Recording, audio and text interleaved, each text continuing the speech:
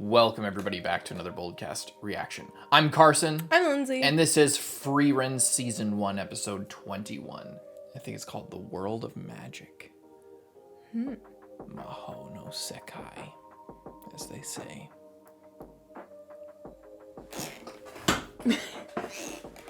What happened last time? Last time Fern destroyed that girl. We had the fight between, I can't remember either of their names, but the two psycho people who are a little bit, bloodthirsty. Mm-hmm. And then Frieren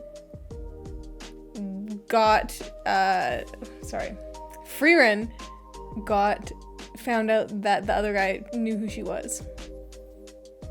Yeah, and they're gearing up for a fight. Leave a like and subscribe for that excellent intro. And let's check it out. Ooh. Oh.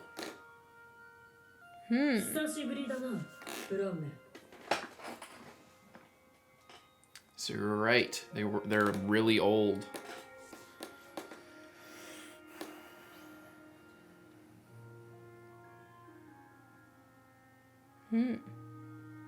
It's been that same place, just lording over terrible all these bed books. sores. Terrible 1,000-year worth bed sores. Just can't get up anymore. Your legs have been in that cross. I know this position's really cool, but I'm not choosing it anymore. It's not a choice anymore. I'm stuck like this. It's like when you're a kid and then you make like a weird face and then your parents are like, be careful because if the wind changes, your face will stay like that. If the wind changes? What kind of folk tales did you grow up with? What? Didn't you have I don't know anything about the wind changing. I don't know what it has to do with the wind. Did anyone else hear that? For me, it was just always like, don't make a face, it'll stay like that. What? That doesn't sound cool at all. It's not threatening. It's not supposed to be cool. It's supposed to be, it's threatening. You're making a bad face. Do you want to look like that forever? Yeah, what's gonna make it look back together if it's not the wind changing? Well, the moral of the story is that it's making a shitty face like that is a habit. And the more you do it, the more it'll influence your emotions, and the more it'll influence the way you interact with people, and then you'll be bitter forever if you just choose to be bitter in the moment. I don't know how the wind picks up in that. What the fuck? What kind of tribal shit is your family on?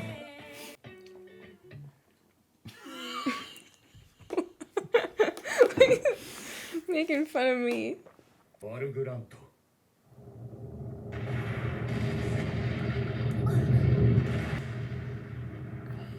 See, look, they could catch those birds instead of making a scene. Right now. Are those steel? No, I don't know. They're just fucking birds. Steels are the only birds that exist.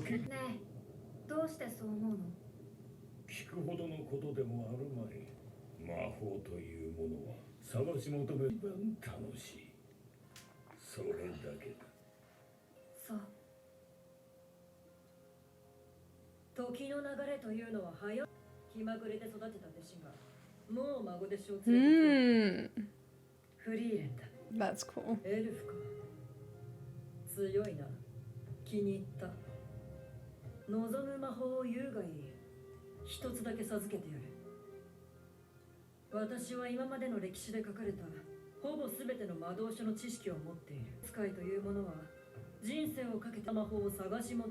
that Killua?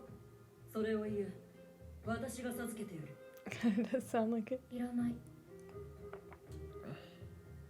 面白い.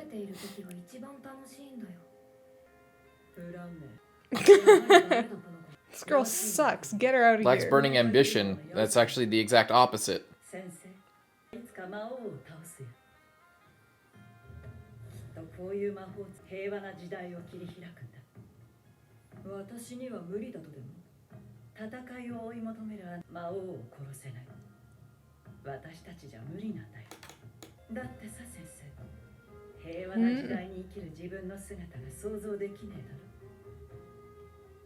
Wow.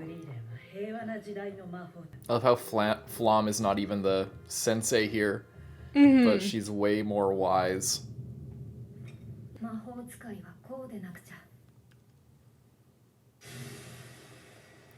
Oh boy.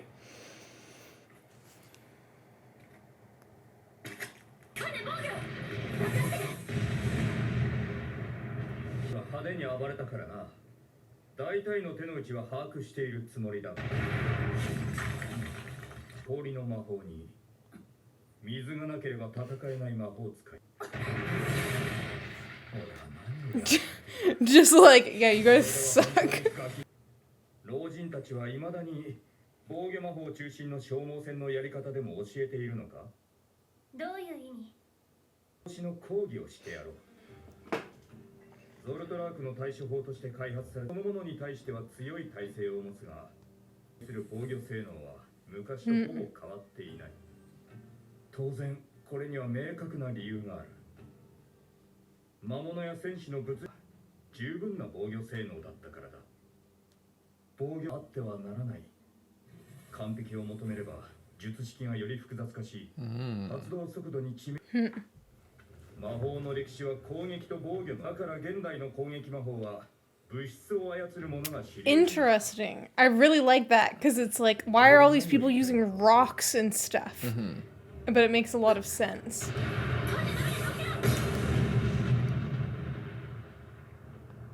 物質による圧倒的な質量攻撃だ。そのまま眠っている。不用意に近づいていいのかよ。人の体は水でできてんだぜ。それがどうした？魔法というのは It'd be so crazy if he just like gets all like messed up by her. 想像できるのか？それを取り出して操るイメージは守られている魔法使い相手にどうやってそれをやる？しないものは魔法では実現できない。それに、仮にこの場に水があったとして脅威でも何でもない。はったりも聞かねえのか。でも一つ分かったことがある。嘘ついてんな。てめえ。ほどの戦い好きなら水のある場所で私たちを叩き、何をそんなに怖がっている？おとなしくしていろ。お前たちを寝かしつけることだ。いるわな。Oh shit. Just like a classic mage fight. Like the fight that they're always, it's like always like one-sided like this, but now it's like they're both doing the same thing.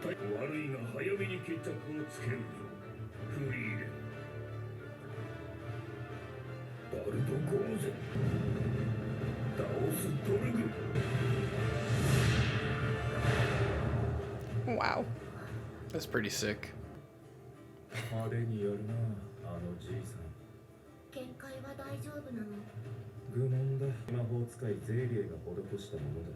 できるようなものではない。ならいいが。ところで昨日の晩くらいからこれを解析しているやつがいる。何のために？知らん。どちらにせよ無駄な行為だ。を超える魔法使いがいると思うか。 Well, we'll have to see. She's just chilling. Catastravia. 反撃だと絶え間のない光の矢だぞ。好きだぞ。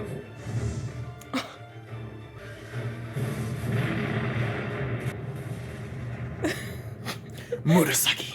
Just fucking Gojos him. Oh my god. That's I guess the downside of aging. Yeah. You get more skilled, but less mana. And she only used basic combat spells until the end. You're not even a tenth of her age. She's like, yeah, I defeated the Demon King. I don't know what you expect from me. そうだね。 She's kicking. ラウフェン、近くに潜伏しているんでしょ。シュティレを持ってここに来た。レンケンを殺す。よせ、ラオフェン、こいつに殺意はない。でも油断している。じいさんの体には触れていない。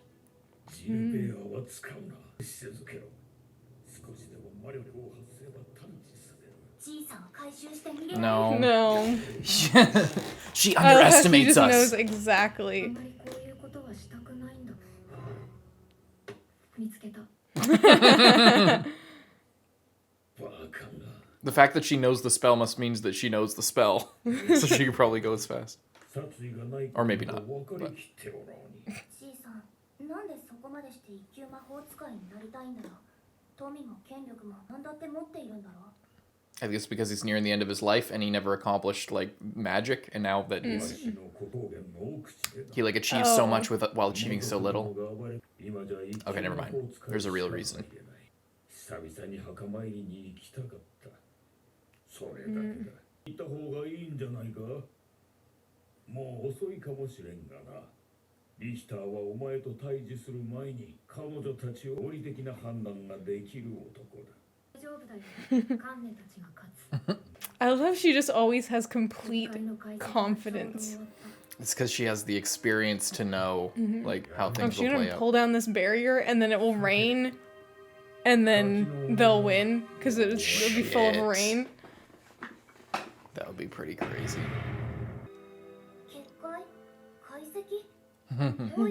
You're right.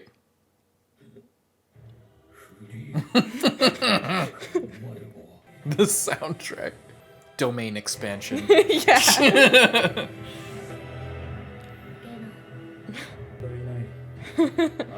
Surely. Oh my god.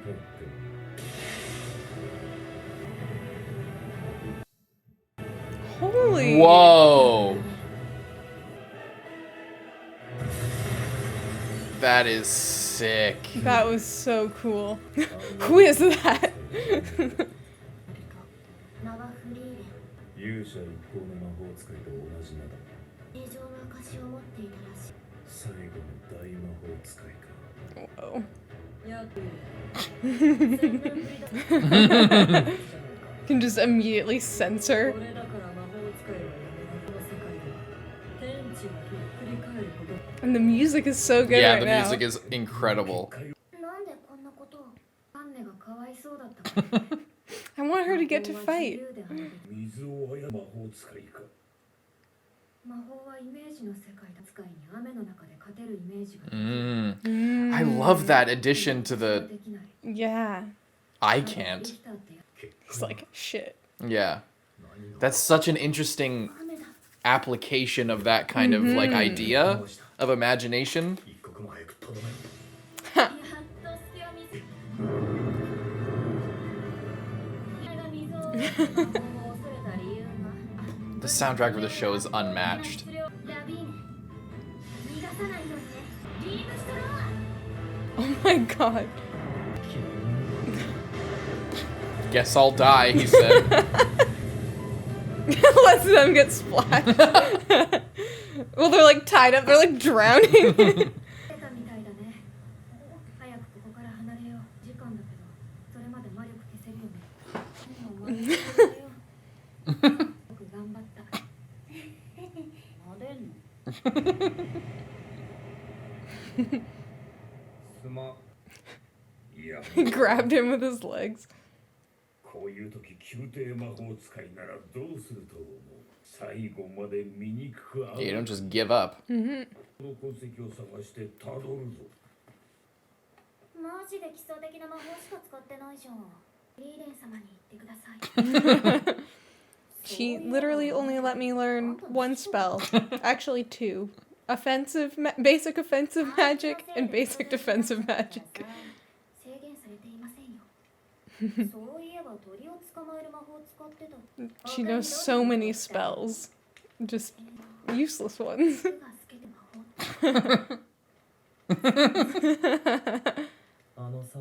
Wait, she has a spell with her see-through clothes? Yeah, I remember she used it on Stark. Right. 言うたぞ。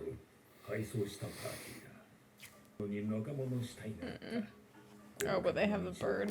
シティリドを大事に抱えておる。 It's so 交 cute. 渉でもするのかできん。 Yeah, they're grieving. わしが奴らの立場なら金を積まれたってことは気に食わないからだ。 Your friend basically sacrificed his life so you get this fucking bird 好きがあれば for your teammate. いい人どうするつもりだ。正面から行くのか。もう魔力なんて残っちゃいないぞ。 Shh. They don't know that. 分かっているだろう。くくり男だろうがおい A fist fight? 殴り What? What? Not what I was expecting. I mean, it's kind of badass, but like, what? Well, they won. He won the fight. He's a badass. What? 時間だな Why was he sitting like that? 第一次試験を終了 I'm sure if we thought about it, there'd be a good reason, but I can't, for the life of me, 計6パー understand what the fuck was going on there. 3 days. 詳細については追って通達する解散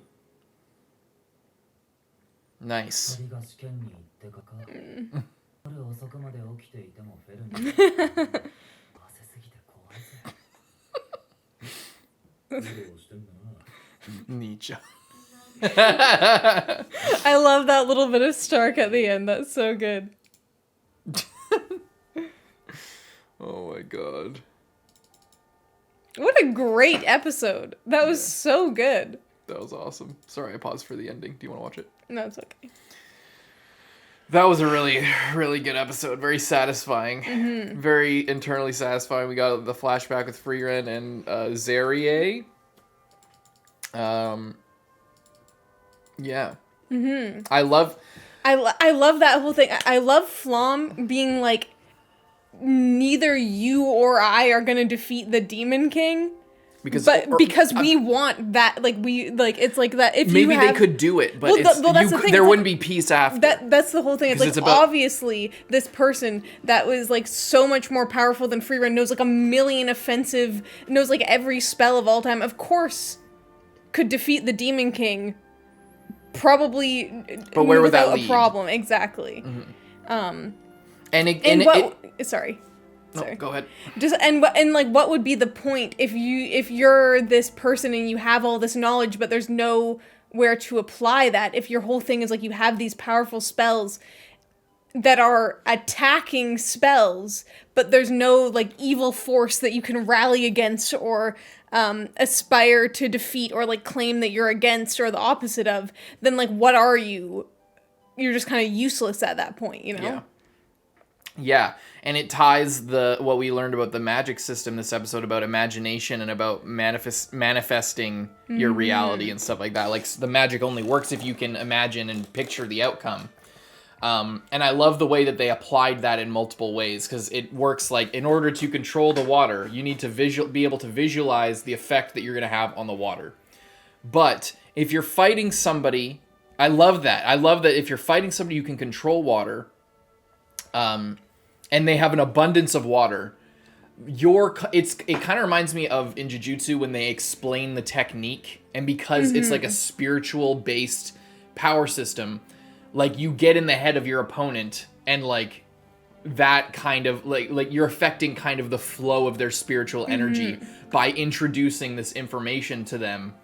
And it's a trade-off because then they know what to expect, but also the fact that you are making this kind of like metaphysical spiritual connection by speaking to each other and exchanging information and affecting each other's psyche, you are then thereby affecting their spiritual manipulation and stuff like that, so then your attack can have more value. So it's similar to that, but it's different and very unique. Like the fact that I love that it works both ways. If you can't imagine yourself beating somebody, and it's so true in real life as well, that's why I love it. Like if you can't imagine accomplishing something, then you're not going to do it. And that's a really simple concept, but when you apply, it's the best kind of power system in a show or in a series. Like when it's like a very true basic sort of idea and moral manifested magically in a way that has like kind of a texture to it, or that isn't just for the sake of a metaphor. You know, the fact that it works itself into the way that the magic works is good. And then the fact that and then it ties into as well this talk with SERIE, where it's like, you know, the effect that they want to have on the world as mages is to create a peaceful world. But because they are fighters fundamentally, and because they are they can't imagine a peaceful world because they're so about collecting offensive spells, doing offensive magic, and fighting and securing peace through combat or whatever. If you are, if that's like, how are you going to have that? With that mindset, you cannot properly imagine a world that will be peaceful. And it shows also connecting back to, we talked earlier on in the series about the philosophy of humanity versus elves in like a fantasy setting and stuff like that. Like the fact that humans live so little lives, but they're connected to each other more. We've seen elves and they really struggle with like emotional connection and I'm forgetting the word, sentimentality and like living in the moment and stuff like that. That's a huge theme with Frieren's character in general. But the fact that like Frieren kind of is embodying the human spirit in an elf form that can like live over so many times, like it makes sense that Flamme would be wise enough, despite her years compared to SERIE, to think of this, because that's like the human element versus the elven sort of perspective, because again, elves aren't kind of confronted with their mortality in the same way and have to kind of take stock of their lives the same way that like an aging human has to. So I just love that interplay. I love how it all ties in together with the imagination manifestation. It's like it's like the secret. It's like it's, if you believe it will happen, if you speak it into the world, then it will happen, kind of thing. And it's very Talk no Jutsu-y in a way as well. It's like the fact that Naruto, like the fact that it's also going back to Jujutsu. It's like, are you the strongest because you're Gojo Satoru, or are you Gojo Satoru because you're the strongest? Like what, yeah, I don't know. It really works. Like the fact that Naruto is really strong isn't what often wins all the fights, and everybody complains in that series, for example, that he's always like Talk no Jutsuing. And a lot of people talk about, Sasuke has like the good plan or whatever, or Pain has this good plan or whatever. But the real good plan is not like, if you're thinking that way, then the effect that you're going to have on the future is not positive. It won't result in peace. And yes, it is idealistic. That's the point. But the way you need to believe in the future that you want to have in order for it to happen. And that's kind of, it's a common thing you kind of see. But yeah, I like that anyway. Sorry. I was going to say, I also really like the incorporation of an explanation as to why suddenly when we appeared here, everyone is using, like, elemental magic as opposed to just, like, magic flying through there. Yes. You know what I mean? And it makes a lot of sense that, this defensive spell that was specifically made to counterattack a very strong, but, like, at the time, offensive magic is now, it makes sense that it's like it can be so strong against magic, but then so weak against physical things, because there has to be some type of trade-off. Like you can't just have this ultimate barrier that nothing at all can affect. It's like if it's going to be strong against magic, then it's going to be weak against physical objects, which makes a lot of sense. I love that, because I felt like I wasn't too, like, we talked about it a little bit before, but it's just like, we see Frieren and we see Fern,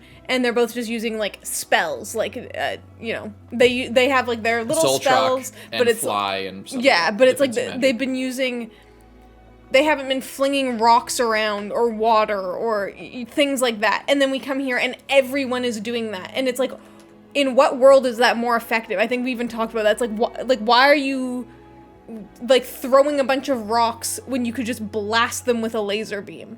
And this is, I guess, exactly why, because they've found over time that if you're just doing what Frieren was doing, and you're just kind of like back and forth, that's just more of an outdated style. It becomes diminishing returns. Yeah, it's like at the end of the day, it becomes attrition. It just becomes like, okay, if you're both just doing the same thing, it just comes down to who's has more mana at the end of the day.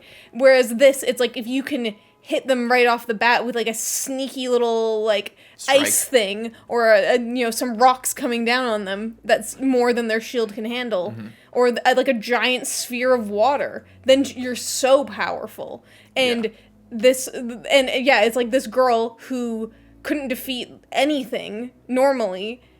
can defeat this guy who's way more powerful than her just because the elements are kind of in her favor.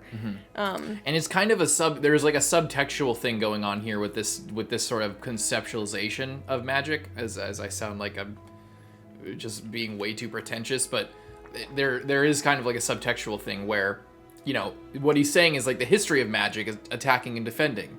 And now we, you know, have different tactics and we use different things, and there's a different sort of, you know, some people use this or elements or whatever, and now there's different applications, and it's a lot more complicated now. It's not as simple, it's just back and forth, which is exactly how, you know, anime fights have progressed over the course of the last 30 years. Like, if you think of it that way, or over time in storytelling, it's like Dragon Ball Z, beam struggle. Who has more energy, who has more will to live, who has more plot armor. Just they fight and they shoot a beam at each other, and whoever's gonna win wins. That's it.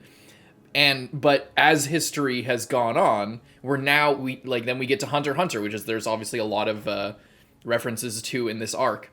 And in this series, like, you know, and in many series, it's like if you look at modern shonen, everybody, like pretty much everybody at this point is tired of the whole beam struggle thing. And as we've advanced, it's like our storytelling conventions have advanced, and the way that we conceptualize and the appetite that audiences have for fighting tactics and strategy and complication has evolved. That's why, like, there are like a lot of modern series that don't last very long because the power systems they have are not interesting. They're you know, basically just who has more energy, who's more powerful, and it's a power fantasy. But that only goes so far.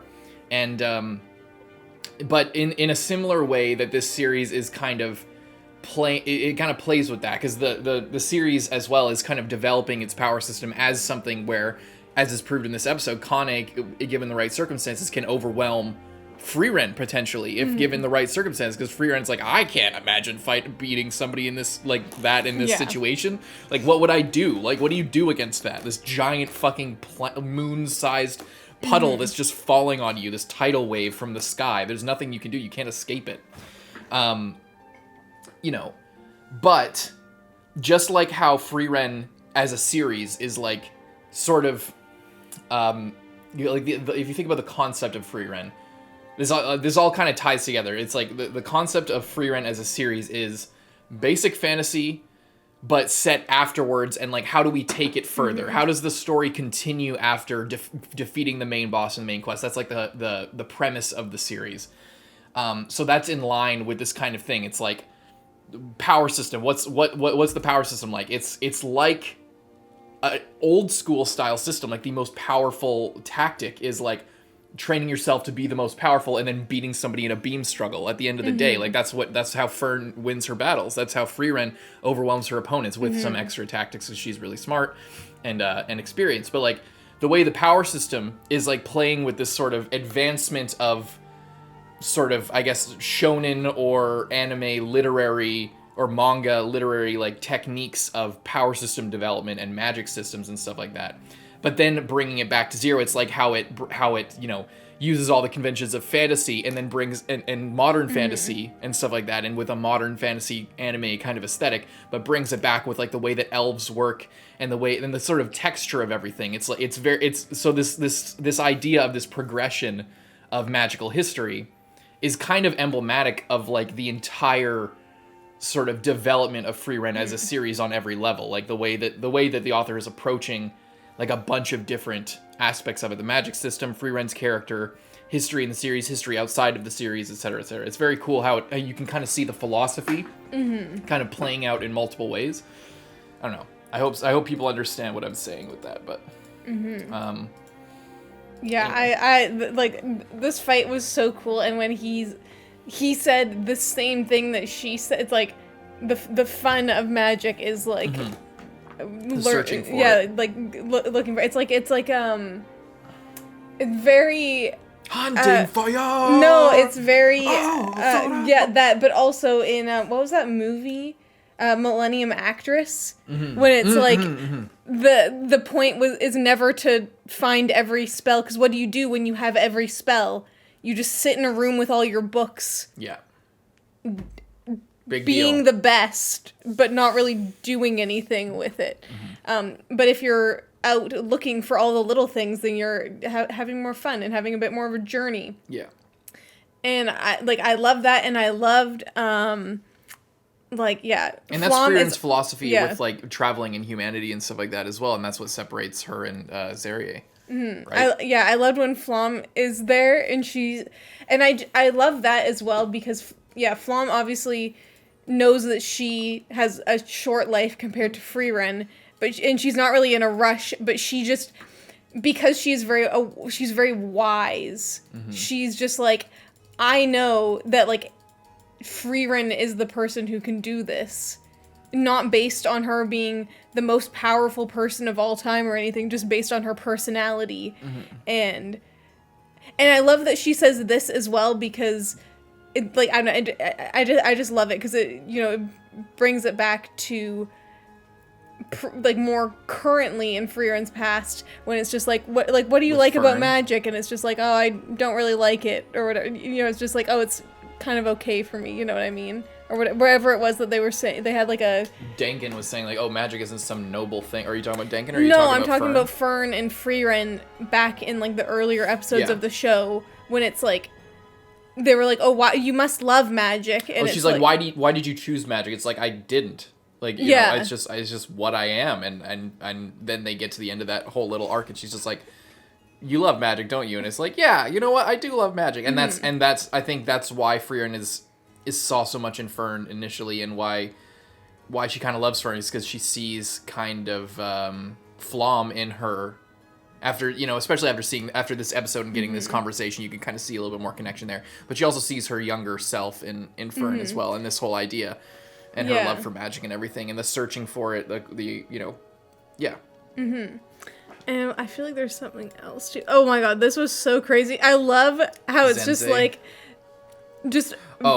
she's like in a fire tornado, and then she's just like completely fine, and then she managed to fire off an attack when it like shouldn't have been possible, but she's just like so on it. She's like such a master of the like and most I love basic that things. You know what I love about that? When she did the surprise attack, and Denkin says, when did she have time to do that? I love that they don't explain how she did that, like when she did that. Like the fact that we're in Denkin's shoes in that moment, I think really communicates. And we didn't have like a flashback. It's just like, no, she's that Denkin's powerful. built up to be a powerful mage, first of all. So it's like, we've previously seen just Frieren dunking on everybody. Yeah. And we saw her dunk on Denkin as well. But there's kind of this thing going into the fight where Denkin is like, we kind of know, like, okay, Denkin's on a different level than probably most people that we've seen so far. Like, he's old, but he's clearly knowledgeable, and he doesn't underestimate people. So like the fact that he knows who Frieren is, he knows all the stuff, he's going into it, and then instead of putting ourselves in with Frieren, we still stay with Denkin in his perspective and headspace. So then it allows us to like get hype, even though we know that Frieren's gonna decimate him. But like it kind of makes you guess a little bit of like how far it's gonna go. And it also reinforces just how powerful Frieren is. This episode is specifically like breaking through the barrier as an obvious thing, but like that idea of like building up Denkin as being not a guy who takes risks, who knows that he's weaker than Frieren, but still like the fact that he knows makes him really strong. And all the stuff about imagination and stuff, like the fact that he was still fighting as if he could beat her and while knowing her and everything, it gives us more credence to him. And then the fact that in that moment where she gets that kind of counterattack on him is really good, because we're in his shoes and he doesn't know how she did that like extra little counterattack. When she find the time? Did she maybe she did some kind of delayed thing. Maybe it's like she has a certain way of casting spells where she can do that like while doing the defensive barrier and stuff like that. Like, we don't see her do it, and that leaving that little bit of mystery in the fight there and keeping us in Denkin's perspective, it adds so much to Frieren's power level, not just her power level, but like her place in the world, building up to possibly a confrontation with SERIE or some sort of interaction between them. Like the fact, and then also foreshadowing how powerful she is, leading up to her just destroying the barrier at the end. Like Yeah, it's and well crafted. And everyone is like, nothing can break this barrier. She's like, literally wasn't even difficult. She's just like, I finish analyzing the barrier, destroys it immediately. It's just like, once she like knew how to do it, she could just do it, and it wasn't a problem at all. And I love this like. It looks Broly like type. Yeah, fucking I was like, oh my, attack. what is this? It looks crazy. This negative. It reminds me a lot like when this happens and it goes all negative. It reminds me. It's very much like when Broly fucking in the original. I guess in the new movie, but in the original movie he would like power up or whatever, and then the whole fucking scene would change to negative and positive and different palette swaps and stuff. And the whole effect of the barrier getting destroyed was so. And I love these guys. They're like, wait a minute. Who is that? And they're like, oh, her name's Frieren. And then they're like, oh, yeah. Like, and I do like that reveal as well, because like we already had Denkin revealing that he already knew. Yeah. So it's like this whole thing of like people. It's like, oh, that's the same name as this, but it's like they're just so. It's so unexpected that she would even bother to be here that it's kind of like these two, they like just did not give a fuck. They didn't care. They didn't even like really look at the people applying. They're just kind of like, okay, whatever. And then like now that she's destroying the barrier, they're like, oh my god, that's crazy. Yeah. Yeah. And Richter, I mean, it just shows. And I also just love that she didn't even need to do that. She could have just gone out there and just destroyed this guy, but she just wanted she wanted her students to be able to, get a win in, Mm-hmm. I love that. Sorry. I love she gave the head pats as well. Mm-hmm. And it does, like, I'm not going to keep going on about how people should probably have recognized Frieren even if they don't know what she looks like. I'm not going to keep going on about that. But in the case of Richter, with him not recognizing, his whole thing is as a foil to Denkin is that he's like the young buck who thinks he's overconfident and is all ready to fight and everything and ready to throw hands and unnecessarily. So it makes sense why he would, but like the only thing that's weird is like he studied magical history. Like he gave them a lecture on Zoltrak and magical history and stuff like that. Theoretically, he should know who Frieren was if he's like actually like lecturing about it. But the fact, like playing into his whole character, it makes sense because it plays into his whole character where the whole point of his character is that he is hasty and then he's overlooking the details. And he's overly concerned with that. So, I do kind of see how it makes sense in that case for sure. And then I love when Laufen was going to charge them, or was going to charge Frieren. I love that whole conversation where Denkin is fully on point. He's just fully on point. He's like, don't do it. Keep the steel. She's not going to kill me. I know she's not going to get. And I love that. It doesn't. I love that the show doesn't compromise his wisdom just because he lost. It doesn't compromise his experience and our respect for him that has been built up over the last few episodes, as a mage and as a character. Like he is giving the perfect advice. He knows that Frieren's not just gonna body him right there. And it also again plays into the whole theme of like the young and the old. The next generation being like too hasty or not, or like learning from the past. Like there's all those themes of aging and time moving on and stuff like that play in with that interaction with Laufen, where she does go in thinking that she could. And the fact that Frieren catches her makes me wonder, because Frieren knew of the spell that Laufen was using. I wonder if it's possible that like Frieren used it in that moment to get the upper hand and catch her. Possibly, because like she was moving so fast where she would have been able to get Denkin there, but then she just instantly teleports behind her and does that. So it's possible that Frieren might actually know that spell too. But again, like how with the perspective of Denkin in their little spat, we stay in the perspective of Laufen in that moment where we don't see what Frieren does to like, that's kind of easy. It's kind of like it kind of feels cheesy to me if they were to like fully explain like what Frieren did to like catch that. Maybe she's just really quick on her feet, but the whole point of that spell is that it's supposed to be beyond like comprehension without magical interference. But like, yeah, I just love that just like with Denkin, how Frieren's built up and we're not in Frieren's perspective. We stay in Dengen's perspective, and that gives us a better idea of just where Frieren, how much more Frieren is prepared and knowledgeable about the situation. Just like with Dengen, we stay in Laufen's perspective as well in that situation. And while we know that Frieren is clearly going to come out on top, there's no question. Laufen is young and inexperienced and doesn't know that. So the fact that she's acting without the information that Denken has, for example, is it makes sense because of her experience. And again, it plays into all the themes of the whole show. Yeah. And then the fist fight at the end, random, just because they were all out of mana. That's fun. Epic, and they got one in the end, so they're advancing. That's good. And yeah, anything else you want to say? No, I love that just that one little Stark scene at the end. It's like, oh, we can't have too many episodes without Stark. Let's put him in there. Yeah, just a little check-in. I love that. All right, leave a like and subscribe. We'll see you guys next week. I'm Carson. I'm Lindsay. Bye-bye.